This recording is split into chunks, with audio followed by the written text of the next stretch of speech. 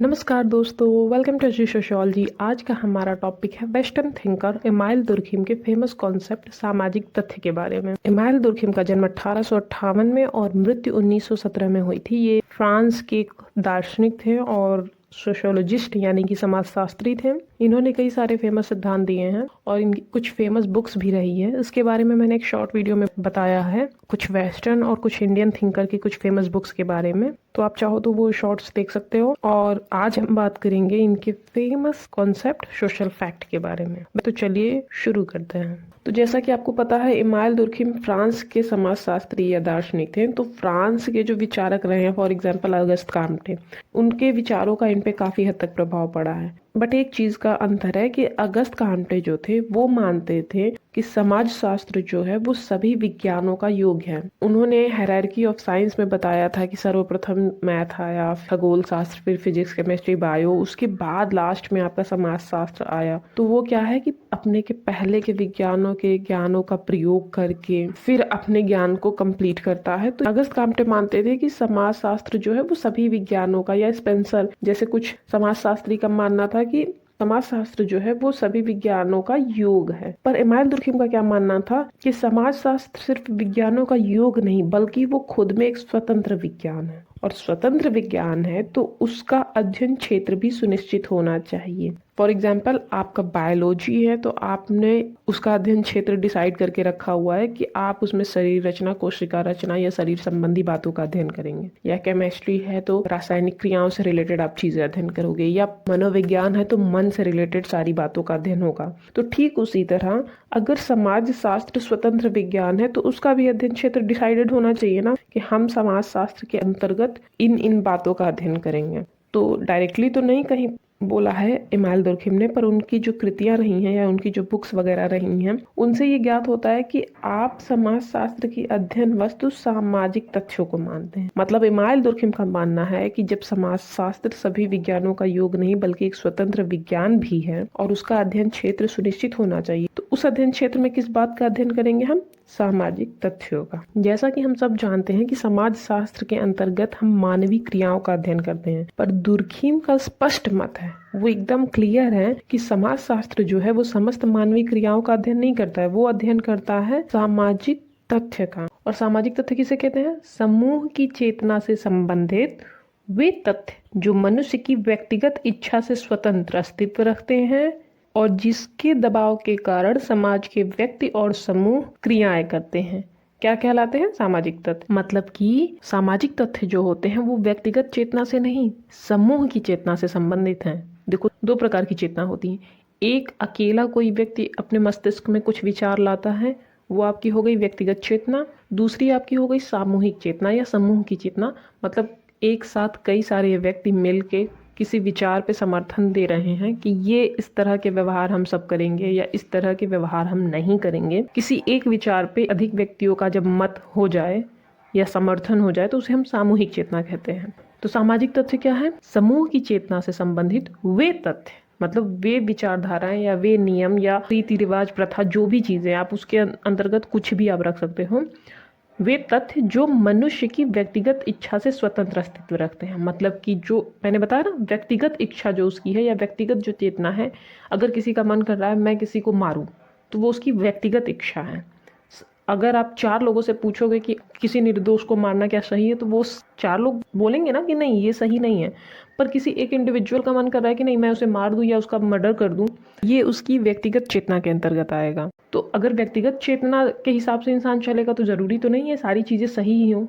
तो वही चीज यहाँ पे लिखी हुई है कि मनुष्य की व्यक्तिगत इच्छा से स्वतंत्र सामूहिक चेतना से संबंधित होता है और जिनके दबाव के कारण समाज के व्यक्ति और समूह क्रियाएं करते हैं। मतलब कि जब सामूहिक चेतना के द्वारा डिसाइड हो गया कि आपको ये चीजें करनी हैं, तो वो जो नियम बना दिए गए हैं वो किसी व्यक्ति पर दबाव डालते हैं कि आपको इस तरह का व्यवहार करना है और इस तरह का व्यवहार नहीं। फॉर एग्जाम्पल, हमारे संविधान को किसने बनाया है? लोगों ने ही बनाया है ना। पर क्या हम संविधान को ये बोल सकते हैं कि ये इस अमुक नेता का है या किसी एक का व्यक्तिगत उस पर अधिकार है? नहीं, वो सामूहिक चेतना द्वारा निर्मित है। ठीक, और सामूहिक चेतना द्वारा निर्मित है पर वो समूह से बिल्कुल अलग हो चुका है और वो दबाव डालता है भारत के प्रत्येक नागरिक पे कि आपको इस तरह के व्यवहार करने हैं और इस तरह के व्यवहार अपराध की श्रेणी में आते हैं और अपराधी व्यवहार को दंड दिया जाएगा, अच्छे व्यवहार को पुरस्कृत किया जाएगा। संविधान से आप समझ सकते हो, या धर्म या परंपराएं, रीति रिवाज, हमारे विवाह सिस्टम, ये जो चीज़ें बनाई गई हैं, बनाया तो लोगों ने ही है, पर व्यक्तिगत चेतना से वो बिल्कुल अलग हैं, पृथक अस्तित्व रखते हैं। और वही सारी चीज़ें जो सामाजिक तथ्य के अंतर्गत आती हैं, चाहे रीति रिवाज, परंपरा, धर्म, विश्वास, जो भी है, ये जो सामाजिक तथ्य हैं, ये किसी भी इंडिविजुअल्स पे दबाव डालते हैं उसको एक निश्चित क्रियाएं करने का या निश्चित व्यवहार करने का या व्यवस्थित आचरण करने का। एक बार आप इमाइल दुर्खिम की परिभाषा देख लो तो आपको चीज़ें और ज़्यादा अच्छे से क्लियर हो जाएंगी कि सामाजिक तथ्य है क्या। एक सामाजिक तथ्य क्रिया करने का प्रत्येक स्थायी अथवा अस्थायी तरीका है जो किस पर, व्यक्ति पर बाहरी दबाव डालने में समर्थ होता है। जैसा कि हमने अभी बात करी कि सामाजिक तथ्य जो होते हैं वो समाज से पृथक अपना अस्तित्व रखते हैं और वो किस पे दबाव डालते हैं, व्यक्तियों पे। और कैसा दबाव डालते हैं कि आप इस तरह के व्यवहार करो या इस तरह की क्रिया करो, अथवा पुनः क्रिया करने का प्रत्येक तरीका जो किसी समाज में सामान्य रूप से पाया जाता है। पुनः क्रिया करने का प्रत्येक तरीका मतलब क्या, कि जो बिहेवियर समाज को अच्छा लग रहा है तो आप उसको कर सकते हो, रिपीट कर सकते हो ना, कि हाँ चलो अगर आप किसी की हेल्प कर रहे हो तो सोसाइटी भी उसको एक्सेप्ट करेगी और आपको वाहवाही देगी, इस व्यवहार को जारी रखो, तो आप वही चीज़ें करोगे ना जिसके लिए समाज या सोसाइटी आपको स्वीकृति देगी। तो वही यहाँ पे लिखा हुआ है कि पुनः क्रिया करने का प्रत्येक तरीका जो किसी समाज में सामान्य रूप से पाया जाता है। बहुत से ऐसे बिहेवियर है, बहुत सी ऐसी क्रियाएं हैं जो हर सोसाइटी में रिपीटेडली होती ही रहती हैं, किंतु साथ ही साथ व्यक्तिगत अभिव्यक्तियों से पृथक स्वतंत्र अस्तित्व रखता है। ये जो हमारे अच्छे आचरणों का तरीका है व्यक्तिगत अभिव्यक्तियों से पृथक होता है, मतलब उस पर किसी इंडिविजुअल्स का राइट नहीं होता है कि ये सिर्फ मेरा ही बिहेवियर है या मेरे द्वारा ये क्रिया करने का तरीका बताया गया है। नहीं, जो सामाजिक तथ्य होते हैं ये व्यक्तिगत अभिव्यक्तियों से पृथक अपना स्वतंत्र एक अस्तित्व रखते हैं।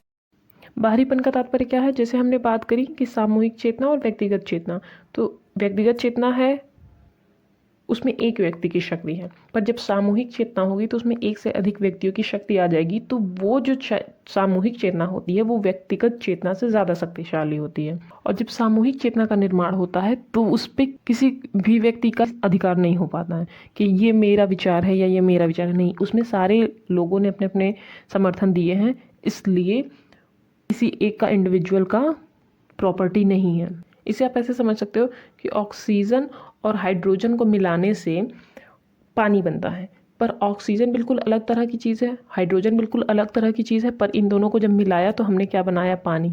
और पानी का जो अस्तित्व है वो बिल्कुल हाइड्रोजन और ऑक्सीजन से बिल्कुल अलग है, इसकी एक अलग सत्ता है। ना तो हम ऑक्सीजन को पानी कह सकते हैं और ना ही हाइड्रोजन को। ऑक्सीजन की अपनी क्वालिटीज़ हैं, हाइड्रोजन की अपनी क्वालिटीज़ हैं, और पानी जो है वो इन दोनों से अधिक जटिल और पूर्ण है। ठीक उसी तरह ये व्यक्ति हो गए, ये व्यक्ति हो गए, ये व्यक्ति हो गए, ये व्यक्ति हो गए, इन सब ने मिलकर क्या बनाया, सामूहिक विचार। तो ये जो सामूहिक विचार है ये आपका आता है सामाजिक तथ्य के अंतर्गत, और सामाजिक तथ्य जो होते हैं वो इंडिविजुअल से बिल्कुल अलग अस्तित्व रखते हैं। बाहरीपन का तात्पर्य क्या है कि ये समाज के प्रत्येक सदस्यों के अंदर नहीं, ये बाहर विद्यमान होता है, बाहर अपनी अलग से सत्ता रखता है।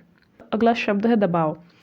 दबाव का तात्पर्य क्या है कि एक व्यक्ति एकांत में अकेले में किस तरह व्यवहार करता है और जब वो समूह में होता है तब उसके व्यवहार में काफ़ी परिवर्तन होता है। समूह आपको दबाव डालता है कि आपके व्यवहार अच्छे या समाज के अनुकूल होने चाहिए।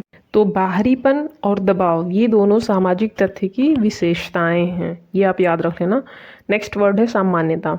तो सामान्यता किसके बारे में बात हो रही है, उन्हीं क्रियाओं की जो पुनः दोहराई जाती हैं। अब जैसे कि दिवाली में दिए जलाना, होली में रंग लगाना, लोहड़ी, पोंगल या बिहू, जितने भी फेस्टिवल्स हैं उसमें एक फिक्स्ड क्रियाएं होती हैं कि ये चीज़ें हम करेंगे और हर साल करेंगे, वही चीज़ें रिपीट करते हैं। तो पुनः क्रिया करने का जो तरीका है वो सामान्य रूप से पाया जाता है, और इसी सामान्यता के गुण पर भी सामाजिक तथ्य की परिभाषा में दुर्खिम ने बल दिया था। दुर्खिम का विचार क्या था कि सामाजिक तथ्य जो होते हैं वो व्यवहार करने का वह तरीका होते हैं जो विशिष्ट समाज में सामान्य रूप से पाए जाते हैं। फॉर एग्जाम्पल, जैसे हम लोग की बॉडी है बहुत सारे सेल्स से बनी हुई है मिलके, ठीक है। पर क्या सेल्स के गुणों के आधार पे आप ये बोल सकते हो कि ये व्यक्ति के गुण हैं? नहीं, क्योंकि सिर्फ कोशिकाओं की विशेषताओं के आधार पर किसी व्यक्ति की विशेषता नहीं बताई जा सकती। ठीक उसी प्रकार सामाजिक तथ्य भी है, वो सिर्फ व्यक्तियों के गुणों का योग नहीं है, वो एक प्रकार से सामाजिक आदर्श हो जाता है जो सामूहिक होने के कारण सामान्य भी बन जाता है। तो क्रिया करने के तरीके जिसमें आपका खान पान, बोल चाल, निवास स्थान, व्यवहार करने के तरीके आ जाते हैं। दूसरा बाहरीपन, तीसरा दबाव, ये दोनों स्पेशली सामाजिक तथ्य की विशेषता है। और चौथा है सामान्यता। पांचवा है व्यक्तिक अभिव्यक्ति से भिन्नता। तो वो चीज़ मैंने बताई कि वो बिल्कुल अलग अपना सत्ता रखता है। कौन? सामाजिक तथ्य। तो सामाजिक तथ्य की अवधारणा क्या है उसके बारे में हमने थोड़ा सा समझ लिया। उसमें कौन कौन सी परिभाषा में शब्द आए हैं इमाइल दुर्खिम के, और उसमें कौन कौन से गुण होते हैं। अब सामाजिक तथ्य से जुड़ी कुछ इंपॉर्टेंट बातें जो आपको जाननी जरूरी है, जान लो। सामाजिक तथ्य के बारे में इमाइल दुर्खिम ने अपनी famous book the rules of sociological method में बताया था। और उन्होंने सामाजिक तथ्य को क्या माना था? एक वस्तु के रूप में, और वो जो वस्तु है उसका भिन्न भिन्न अर्थ प्रयोग किया है। जैसे देखो यहाँ पे लिखा हुआ है, सामाजिक तथ्य एक ऐसी वस्तु है जिसमें कुछ विशेष गुण होते हैं जिन्हें बाहरी तौर पे देखा जा सकता है। तो पहली विशेषता क्या है वस्तु की? कि उसमें बाहरी तौर पे देखे जाने वाले विशेष गुण होते हैं। दूसरा क्या है कि सामाजिक तथ्य एक ऐसी वस्तु है जिसको केवल अनुभव के द्वारा ही जाना जा सकता है। फॉर एग्जाम्पल, आपके सोसाइटी में कोई भी ऐसे सामाजिक तथ्य प्रचलित हैं, कोई भी रीति रिवाज परंपरा, तो आप सिर्फ देख के नहीं, उसको अनुभव के द्वारा भी समझ सकते हो। थर्ड है कि सामाजिक तथ्य एक ऐसी वस्तु है जिसका अस्तित्व मनुष्यों पर बिल्कुल भी निर्भर नहीं है। तो वो चीज़ हमने बताया कि सामाजिक तथ्य एक बार सामूहिक चेतना के द्वारा निर्मित तो हो जाते हैं, पर वो समाज से पृथक, सामूहिक चेतना से पृथक अपना एक अस्तित्व रखते हैं। और चौथी बात, सामाजिक तथ्य एक ऐसी वस्तु है जिसको केवल बाहरी तौर पर देखकर जाना जा सकता है। सामाजिक तथ्य ऐसे होते हैं कि जिनके गुण बाहर प्रकट होते हैं और उन्हीं बाहरी गुणों के आधार पर उन्हें अनुभव द्वारा जाना और समझा जा सकता है। तो ये जो सामाजिक तथ्य के वस्तु के रूप में 4 अलग अलग अर्थ बताए गए हैं, इसे दुर्खिम ने अपनी बुक में बताया था। और वैसे तो उन्होंने वस्तु के आधार पे बहुत सारी बातें बताई हैं कि सामाजिक तत्व अगर वस्तु है तो वो कौन सी वस्तु है, रीति परंपरा, धर्म, विचार, बहुत सारे एग्जाम्पल के जरिए। तो आज के लिए बस इतना ही। आई होप आपको समझ में आया होगा कि सामाजिक तथ्य की अवधारणा क्या है, उसका अर्थ क्या है। धन्यवाद।